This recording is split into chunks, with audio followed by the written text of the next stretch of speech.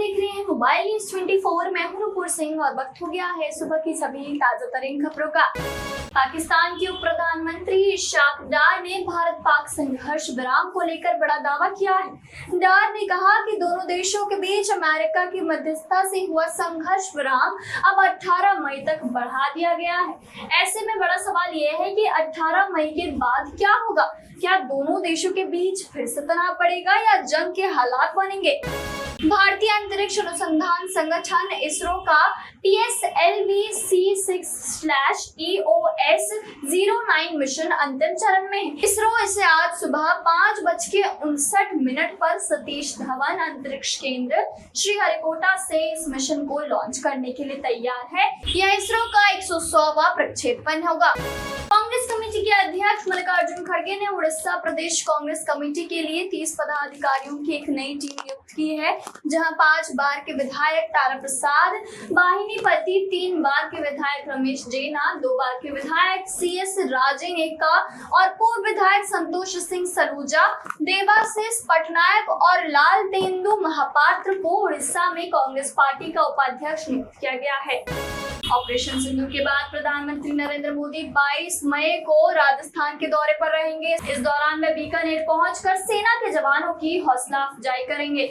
मौकमपुरा में महाराणा प्रताप प्रतिमा का अनावरण आज होगा, जिसमें पूर्व भाजपा सांसद बृजभूषण शरण सिंह और राजस्व मंत्री हेमंत मीना शामिल होंगे।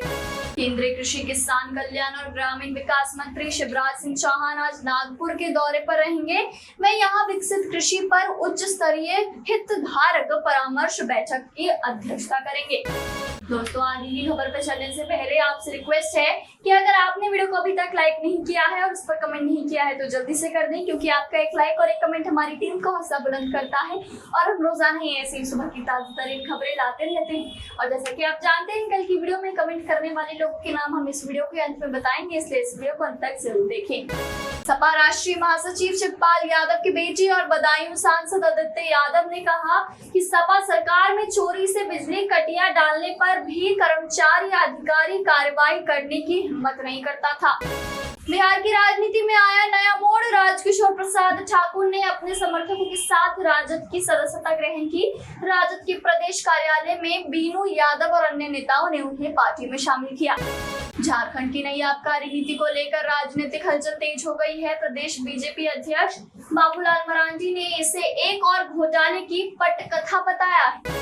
उत्तराखंड वन विभाग में डिप्टी रेंजर्स को शासन बड़ी खुशखबरी दे सकता है। इसके तहत साल 2013 के उस आदेश पर पुनर्विचार किया जा रहा है जो डिप्टी रेंजर्स को टेरिटोरियल डिवीजन में तैनाती का अधिकार नहीं देता। खास बात यह है कि वन मुख्यालय ने इस संदर्भ में प्रस्ताव भी तैयार कर लिया है। दिल्ली नगर निगम में आम आदमी पार्टी को बड़ा झटका लगा है। 13 पार्षदों ने आप छोड़कर इंद्रप्रस्थ विकास पार्टी नामक नया दल बनाया है। इस दल के गठन से NCD सदन में आपके पार्षदों की संख्या 100 से नीचे आ गई है। हरियाणा के गुरुग्राम नगर निगम अब शहर की सड़कों को यूनिक आइडेंटिफिकेशन नंबर से चिन्हित करेगा, जहां ग्राउंड पेनिट्रेटिंग रडार तकनीक से सीवर, पेयजल और यूटिलिटी नेटवर्क का सर्वे किया जाएगा। इससे सड़कों की लंबाई, चौड़ाई, निर्माण तिथि और यूटिलिटी नेटवर्क की जानकारी मिलेगी, जिससे अनावश्यक खुदाई से बचा जा सकेगा। पंजाब की लवली प्रोफेशनल यूनिवर्सिटी के बाद चंडीगढ़ विश्वविद्यालय ने भी तुर्की और अजरबैजान के साथ अपने समझौते रद्द कर दिए हैं। विश्वविद्यालय ने दोनों देशों के 23 विश्वविद्यालयों के साथ करार तोड़ा है।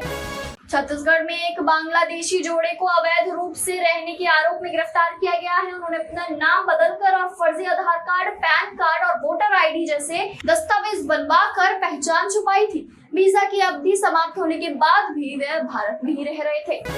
हिमाचल के शिक्षा मंत्री रोहित ठाकुर ने कहा कि स्कूल शिक्षा निदेशालय और अन्य प्रमुख निदेशालयों को शिमला से धर्मशाला स्थानांतरित नहीं किया जाएगा। उन्होंने मीडिया में चल रही खबरों को निराधार बताया और कहा कि मुख्यमंत्री सुखविंदर सिंह सुक्खू ने भी इस बारे में स्पष्ट निर्देश दिए हैं।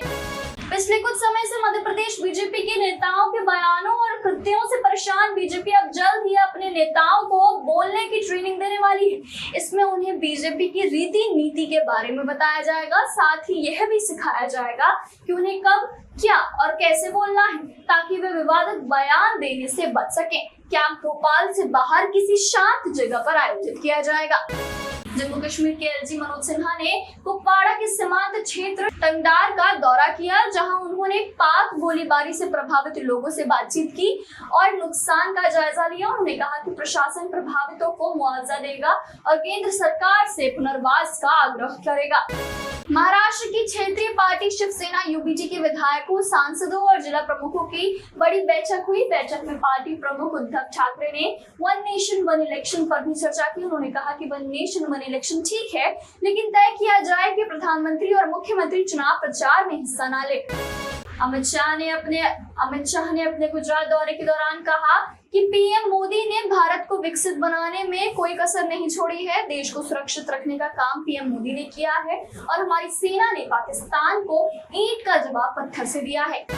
राजस्थान के जयपुर में एक कार्यक्रम में बोलते हुए आरएसएस प्रमुख मोहन भागवत ने कहा कि भारत हर क्षेत्र में प्रगति करेगा। उन्होंने कहा कि भारत किसी से शत्रुता नहीं चाहता, लेकिन अगर कोई दुस्साहस करता है तो भारत उसे सबक सिखाने की ताकत रखता है।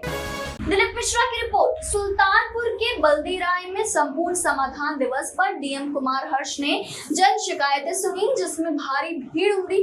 वहीं अधिकारियों को जल्द व गुणवत्तापूर्ण निस्तारण के निर्देश दिए गए। साथ ही सीडीओ अंकुर कौशिक व एसडीएम मंजुल मयंक भी मौजूद रहे। दोस्तों, मैं देख पा रही हूँ कि आप में से काफी सारे लोगों ने इस वीडियो को लाइक कर इस पर कमेंट किया है, लेकिन कुछ लोग अभी बाकी हैं। आप किस चीज का इंतजार कर रहे हैं? इस वीडियो को जल्दी से लाइक कर इस पर कमेंट करें। तो ये थी सुबह की ताजा तरीन खबरें। ऐसी ही खबरों में बने रहने के लिए चैनल को सब्सक्राइब करें, वीडियो को लाइक करें और ज्यादा से ज्यादा शेयर करें, ताकि आप और आपके जानने वाले रह सके देश और दुनिया के तमाम खबरों से अपडेट।